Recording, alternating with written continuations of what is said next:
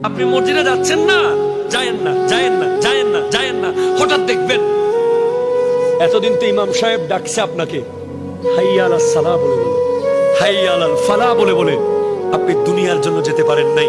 আরেকদিন দেখবেন ইমাম সাহেব আপনাকে আর ডাকতেছে না, খাট এসে আপনার পাশে বসে আছে। খাট সাহেব আপনাকে বলবে উঠে যাও, বহুত দিন সুযোগ দিয়েছি। আমার জি আফসোস করে বলছেন ইউহিব্বুনাল মালা ওয়া ইয়ানসাউনাল হিসাব। মাল শুধু কামাবে, মাল শুধু কামাবে, এদিকে এদিকে টাকা, ওদিকে টাকা, ওদিকে টাকা, ওদিকে টাকা, ওদিকে টাকা, রোড থেকে, ব্রিজ থেকে, কাপড় থেকে, ঘর থেকে, বাড়ি থেকে টাকা টাকা টাকা, হিসাব নাই। কিন্তু হিসাব তো দিতে হবে।